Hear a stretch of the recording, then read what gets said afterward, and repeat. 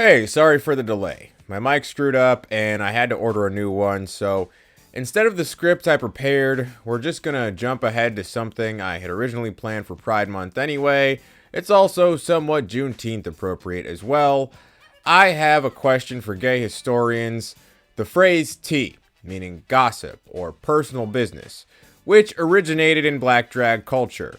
Could this phrase originate from the song Square Biz by Tina Marie? I read a few articles searching for this connection and not really finding anything.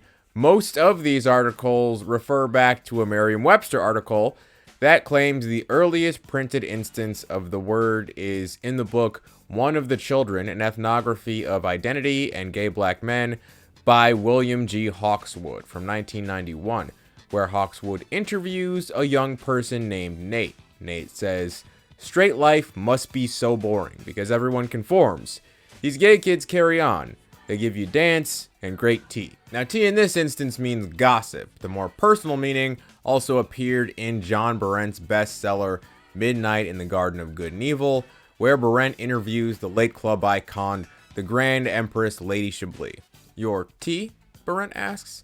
"Yeah, my tea, my thing, my business, what's going on in my life." It's worth noting that the Lady Chablis used the letter T as opposed to the word tea, and in her 1997 biography, she also defines it as her truth. But in 1981, 10 years before One of the Children was published, Tina Marie recorded Square Biz, which she co-wrote with Motown bassist Alan McGreer. And in the pre-chorus to Square Biz, Tina says, "Don't you have no doubt, I'm gonna spell it out, I'll hit you to the T that is." Note the context she's using it in here, the framing that she's putting you onto something that you don't already know. That's completely in line with the way the word is still used today. And it's not just there. In the song's outro, she explains what the T stands for. "The T? What's the T? You know that's me." Okay, the T stands for Tina. Of course it does.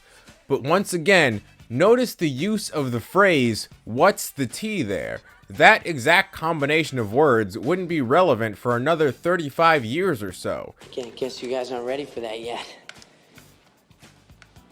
But your kids are gonna love it. Square Biz peaked at 50 on the Billboard Hot 100 chart, 12 on the dance chart, and 3 on what is known today as the Hot Hip Hop and R&B chart, but back in 1981 was known as the Hot Black Singles chart. At this point, it's important to explain that, and I mean no offense to any white ladies currently watching this, Tina Marie was not a regular white lady. There's a lot of talk today about what white people are invited to the cookout, and it's all pretty corny in my estimation, but I will say that Tina's music actually gets played at the cookout. There's even a rap verse in Square Biz where she basically describes her plate to you. Most white people outside of the American South have no idea what hot water cornbread is. Usually, you can't even order it at a soul food restaurant. You have to make it yourself, or someone has to make it for you. If you know, you know.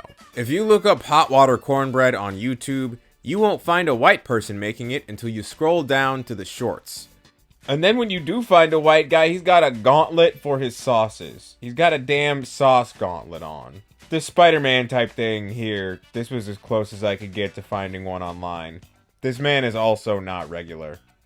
Anyway, there are other white R&B singers from Tina's era that found success in the black community, like KC from KC and the Sunshine Band, Bobby Caldwell, and the Manhattan Transfer. Honestly, I didn't even know those last two acts were white until I was a full-grown adult. There aren't a ton of white R&B singers in that position today. The only one that really comes to mind is maybe JoJo Levesque, and unsurprisingly, she had a decent little cover of Square Biz herself. But I'm just highlighting the cultural cachet that Tina Marie had with black people because black culture, and specifically gay black culture, is how tea became a part of our modern slang.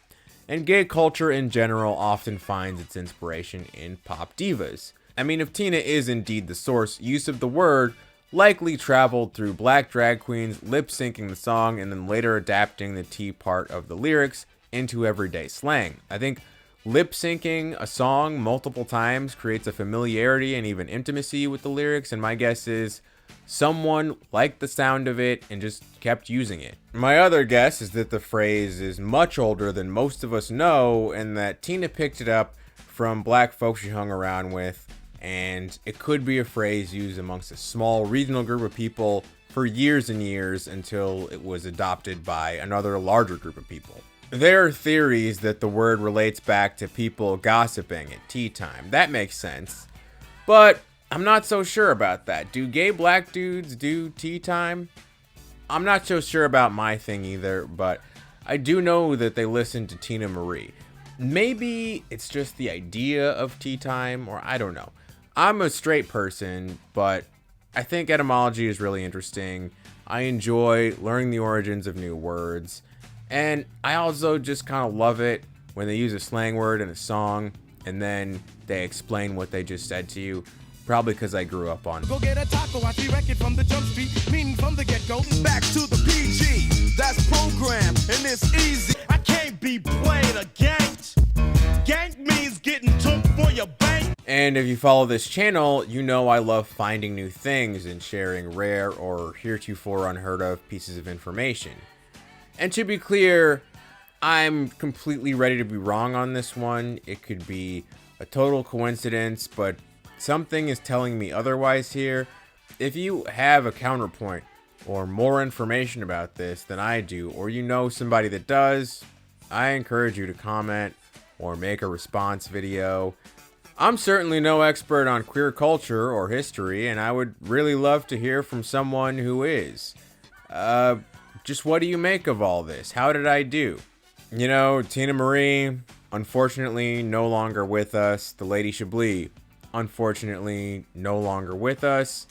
And a lot of people who might have been able to connect these dots are unfortunately no longer with us, but I'd love to hear from somebody who can. I can't find any old 80s footage of drag queens doing square biz, but that seems like rare footage anyway. That seems like a long shot. Just wanted to have some fun for a change. A lot of the stuff that I do research on is really, really dark. Nothing especially fucked up happened reading about this. I'd like to thank FD Signifier once again. I've done research for a couple of his recent videos about Kid and Play and Derek Jackson, and there's also a movie club over on his Patreon. It's been a lovely time. Go check all that stuff out. I've been incredibly lucky that he's looked out for me. You know, honestly, when my mic first went out, it was a weird combination of stress and relief. I had been working on another bummer video, and those are really having an impact on my psyche, so call it divine intervention. All of it was kismet, soon to be made history. Exactly, yes. Thank you, Tina. Gotta thank the Patreon homies once again. Because of you, I can do stuff like go ahead and buy a new mic when the old one starts skipping, so thank you from the bottom of my heart for all your help. If you're new here and you like this video, consider contributing. I mean, people used to give money to James Somerton, and it turns out he never had any original ideas about gay culture. Also, alternatively, I have memberships on YouTube now. I would love to see your support there as well. I'm genuinely sorry that I haven't made anything in a while. Just been a lot of hiccups, but got a lot of scripts backed up, so just gonna be sitting in front of a camera and then cutting all that stuff up, and that's all I plan to do for a while. At first I thought I might start making videos on my phone, but I just can't bring myself to do that. I'm sorry. So walking home, I just wanted to mention I am aware that I've done a Pride Month / Juneteenth video that centers around a straight white lady. I'm aware of that. And also I think I kind of nailed it. Happy Pride Month, happy Juneteenth. I recommend listening to Sylvester and the Hot Band's cover of Southern Man in order to efficiently celebrate both at the same time. Enjoy the lovely weather and this beautiful season, and I'll see you very soon. And just, if you've never heard of hot water cornbread before, and you're curious, you're like, oh, that sounds like it might be a good vegetarian option.